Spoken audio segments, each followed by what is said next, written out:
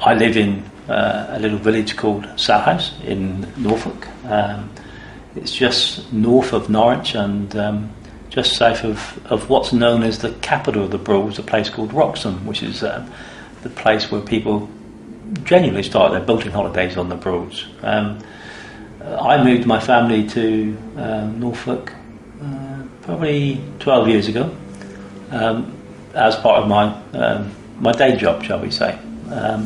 And we've been there ever since. We've been in this particular house in this village for 9 years, and it's because I'm where I am in this particular house with the family has really brought me into contact with or made me become involved in the community group that we've formed. And that community group is called Stop Norwich UrBanisation, SNUB for short, which is quite appropriate, I think, in terms of the plans that are on the table to develop a very traditional country city, I guess, like Norwich, into would be an urban sprawl, probably the size of Bristol or Nottingham. And we as a group thought that was the wrong thing to do, and we formed this community group to try and stop that and fight that over 2 years ago now.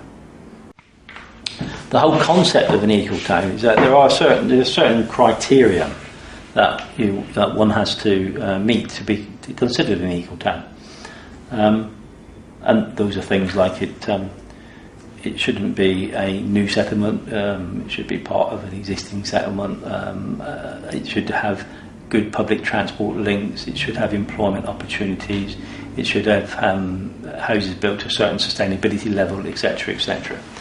But all of those criteria we have really disproved.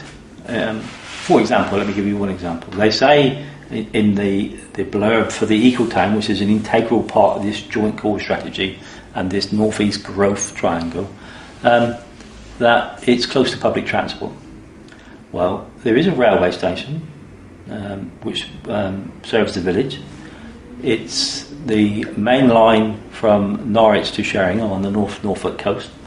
It's run by a local authority consortium. It's quite unique in that Railtrack lease the line, and it's run by a community of councils up all the way up to the line from Norwich City up to the Norfolk coast. But it only runs trains every hour, and it only stops at the village every other hour. So they're stretching a point, and when they say that people would use public transport, because if 5,000 houses were built with 10,000 people minimum, and they were then expected to use the train to go to Norwich for employment, because there's no employment in the area, you need longer trains, and the platforms aren't long enough to cope with the trains. So it's that sort of ridicule that when you start doing this research, and you can start blowing holes in all that they say. They also say that there needs to be infrastructure to support the Ecotown. Well, of course, when you think about the infrastructure requirements, and here they're talking about bus lanes and roads into the city, but they've made some really basic errors in that. First of all, they've assumed everybody's going to want to move south into the city, and nobody wants to move north or on a weekend go to the coast, for example, or to the Broads. So there's no plans to upgrade any road network north of the Ecotown. And the part of the infrastructure for the Ecotown also includes a 4-lane dual carriageway called the Northern Distributor Road, which would partially bypass Norwich. Well, you can imagine the nonsensical business of having an Ecotown where people are not expected to have cars. And by the way, if you have a car, you have to park it on the edge of the settlement, because there's no garages or no roads on the planned Ecotown. You get on the train, but on the doorstep, as part of the infrastructure, there's a 4-lane dual carriageway, a matter of half a mile away. And that's all part of the joint core strategy as well, this big road. So all of that, you know, they say that there are people can use their bikes to around the quiet country lanes. Well, I ride a bike now and again, and it scares the life out of me. Just around the quiet country lanes because there are no cycle tracks. The water situation in that particular location is very poor. There's no water pressure. The local water authority have questioned the need to put it there, and indeed questioned their capability to supply that site with water.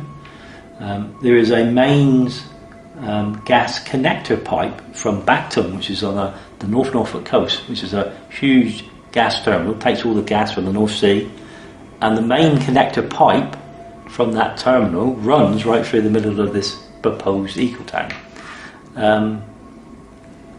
They're also planning, as a gimmick, I think, because I believe, and not just believe, but calculations have proven that onshore small-scale wind farms don't work. They're proposing to put three wind turbines, just as a gimmick, as a gesture, to make it eco. The sustainability level of the houses are only going to be sustainable level 4. Yet by 2015, all houses that are being built should be sustainable level 6. So you have a situation, if they start building houses to level 4, say they were successful and they started building these in 2012, within 3 years they would be below the minimum standard for new houses, which would be level 6. And I can go on and on and on. It's just, you know, you can blow holes in all of the so-called eco credentials for this development. It is not eco at all.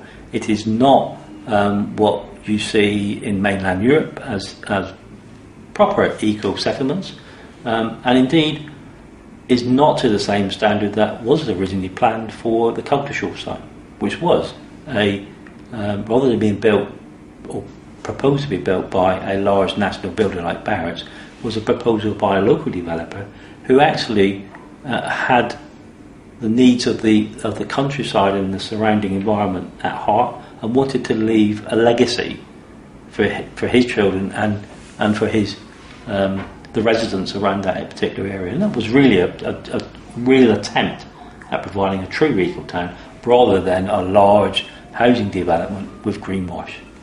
There are two main developers, a local developer called Building Partnerships and Barratt's, who are the proposed developer of the houses, the builder of the houses.